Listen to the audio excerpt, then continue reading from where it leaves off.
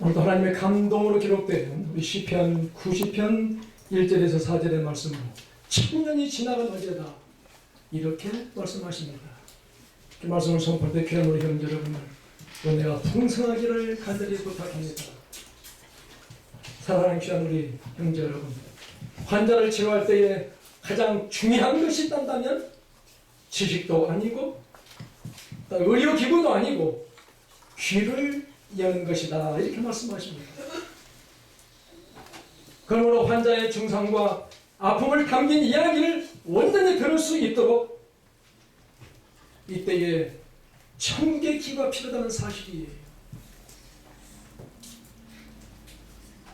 오늘도 이 귀한 시간을 통해서 행복이 100배나 한다면 웃음은 200배라고 말하고 있고 사랑이 1000배라고 말하고 있지만 믿음은 영원한 축복이 있음을 말씀을 드리면서 오늘 이 귀한 말씀은 곧 시편은 문학 유행에 따라서 기도 시작으로 말하고 있고 찬양 시요 저항들의 시며 감사의 시고 축복의 시며 저주의 시이고 애언의 시 등으로 분류되어 있으며 각기 특정한 목적과 처리에 따라서 사용되었음을 말씀하고 있는 것입니다.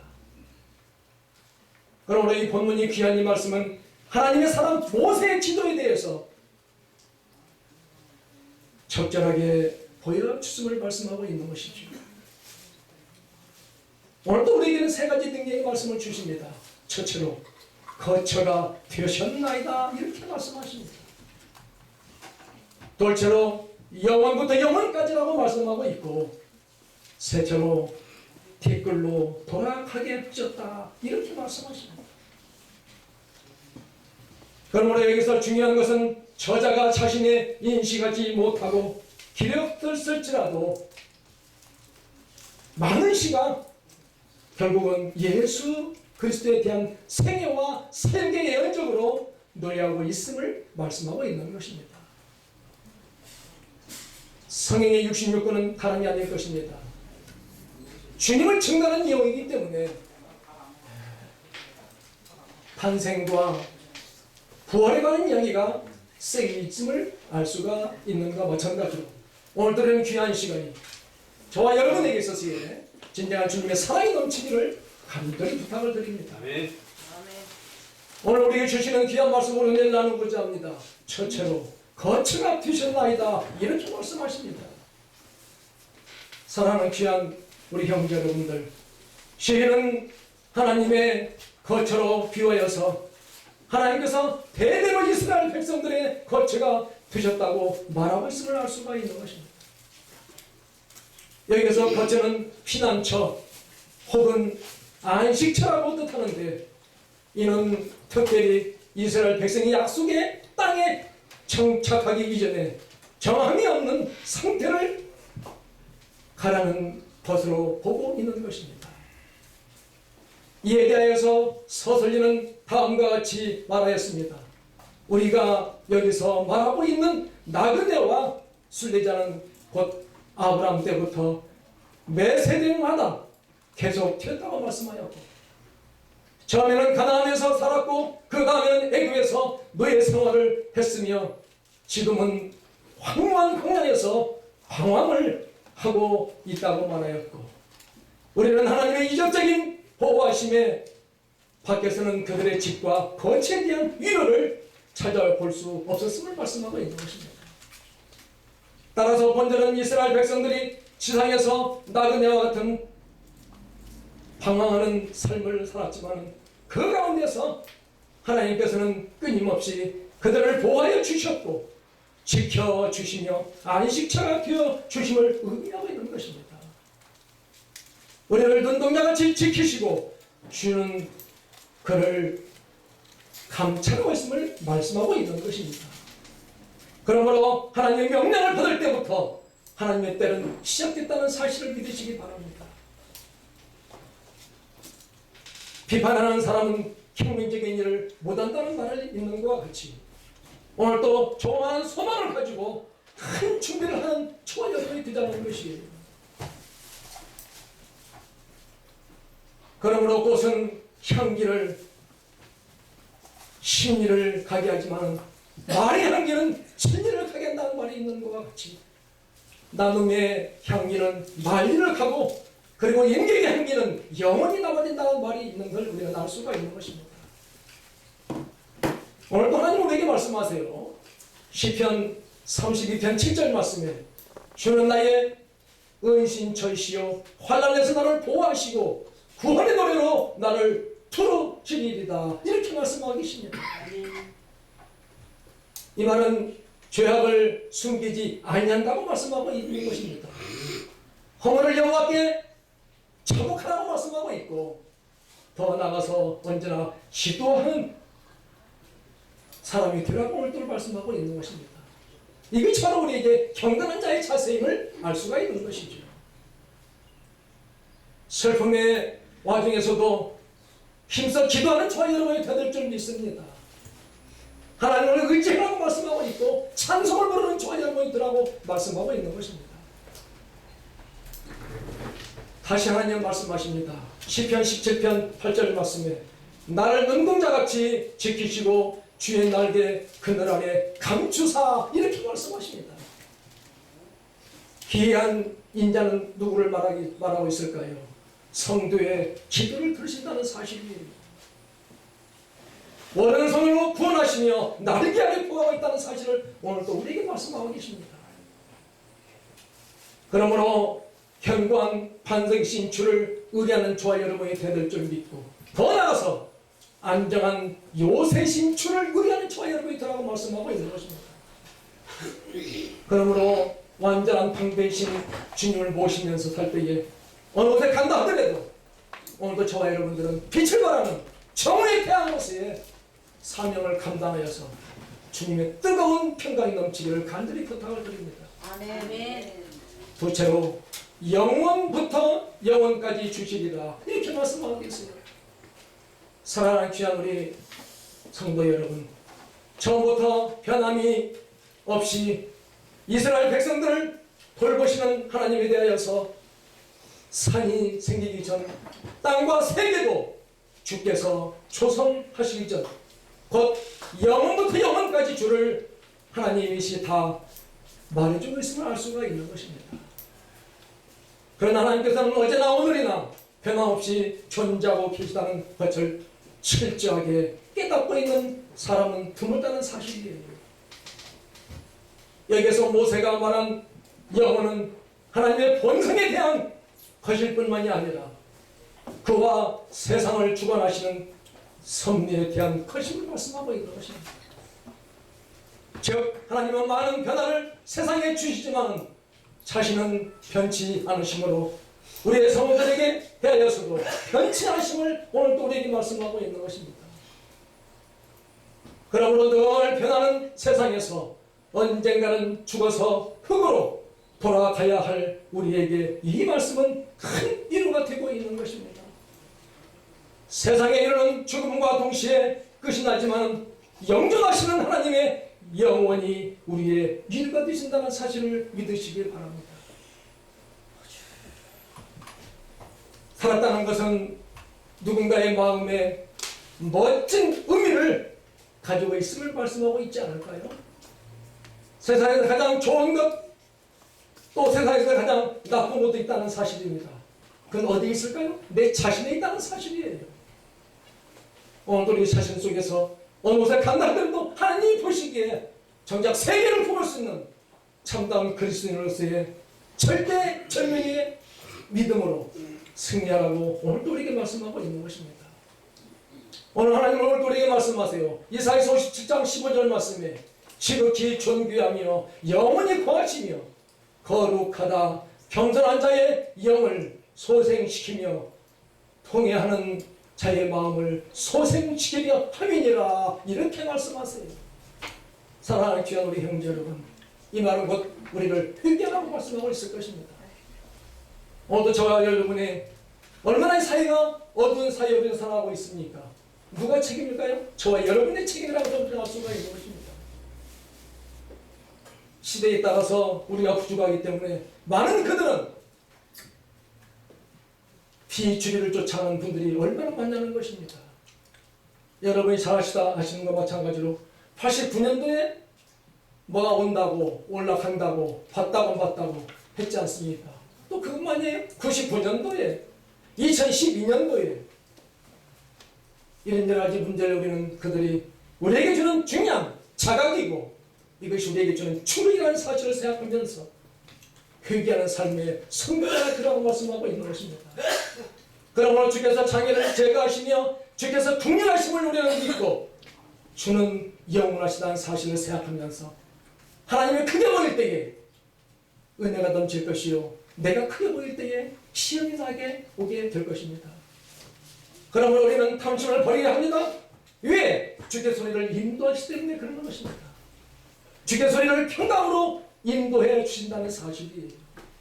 하나님 다시 말씀하세요. 잠언서 8장 23절 말씀에 말세 전부터 태초부터 땅이 생기기 전부터 내가 세움을 파하나이다 이렇게 말씀하고 계시는 것입니다. 이 말씀은 무슨 말씀일까요? 창세 전부터 저와 여러분들은 이렇게 만나자고 약속했다는 사실이에요. 아멘. 이건 어디까지나 우리는 인격의 만남이 되어야 된다는 사실이에요. 진정한 믿음의 근본 목적이 있다면 변화요 발전이라고 볼 수가 있는 것입니다. 어제나 오늘이나 똑같다면 어떻게 우리가 믿음의 형제라고 말할 수 있겠습니까? 천년이 지난 후 우리는 새로운 새 힘을 얻어서 멋지게 전진하라고 오늘 또 우리에게 말씀하고 계시는 것입니다. 그러므로 영원한 것이 뭐예요? 주님의 지혜라고 보게 되는 것입니다. 더 나아가서 주님의 말씀이라고 보게 되는 것이고 주의 뜻을 행하는 차라고 말씀하고 있는 것입니다. 그러므로 지혜로운 자는 주님을 기쁘시게 해야 될 것입니다. 더 나아가서 불의를 멀리하고 풍족함을 약속하는 저와 여러분이 들라고 말씀하고 있는 것입니다. 오늘 또 귀한 시간 미련한 자는 누구라고 볼까요? 근심을 끼친 자가 아닐까요? 어떤 일을 하다 보면 미꾸라지가 많은 걸 우려날 수가 있는 것입니다. 저희 아버지가 이 낚시의 전문가입니다.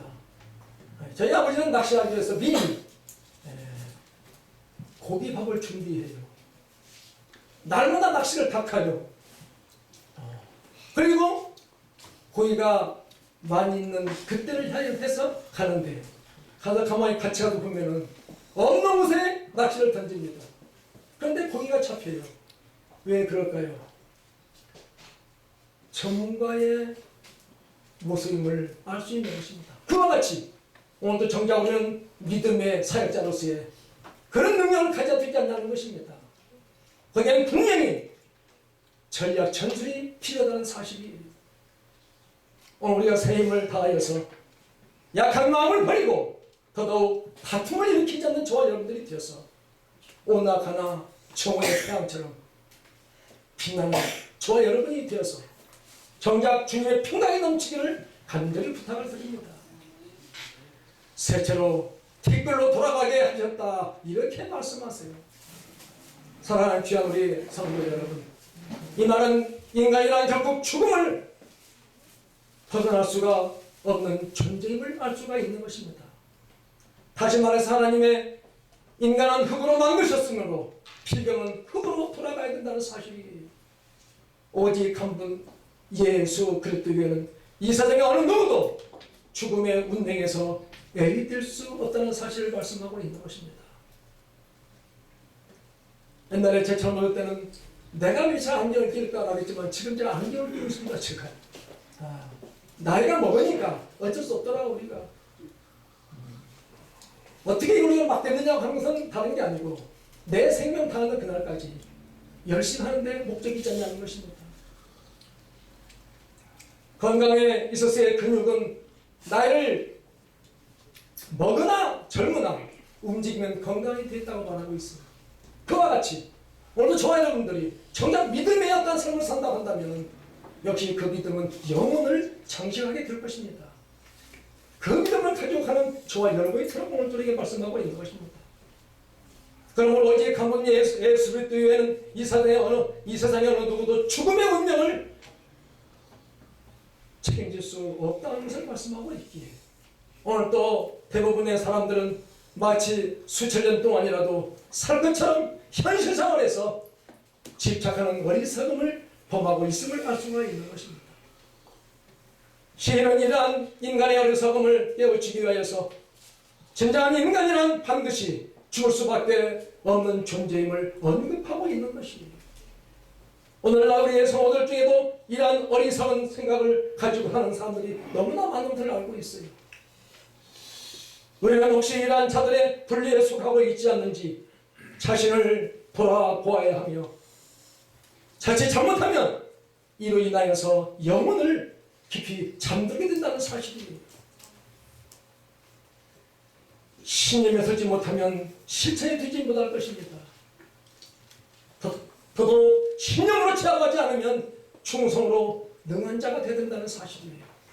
더 나아가서 행동으로 강력을 갖게 하는 그런 초열포인트라고 말씀하고 있는 것입니다. 나를 구할 수 있는 큰 힘도 내 자신 속에 있을 것입니다.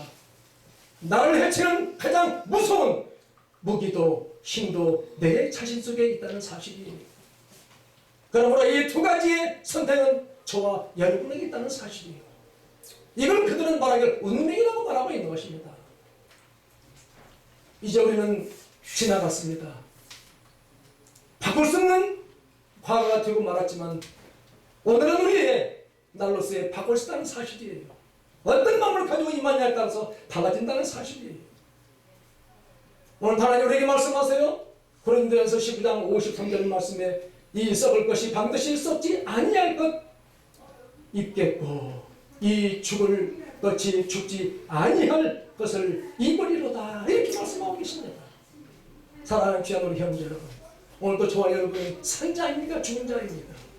한번 돌이켜볼 수 있는 귀한 시간 되기를 바랍니다.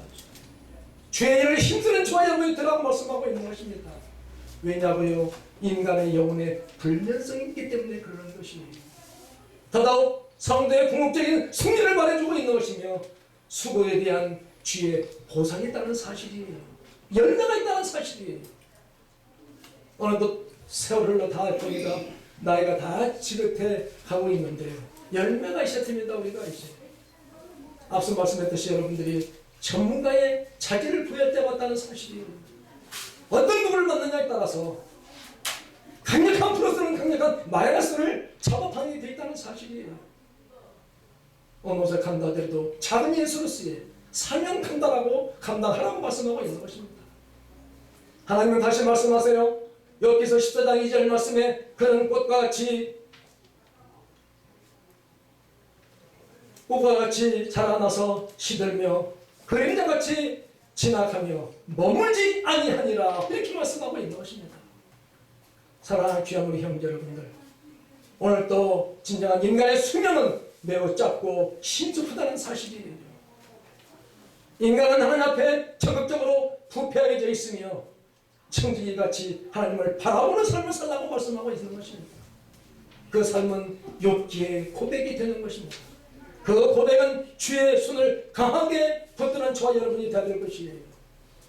죄의 위험을 크고 두렵다는 사실을 아는 저와 여러분이 되어야 되는 것입니다. 사람은 죄가 많음을 알고 있는 것입니다.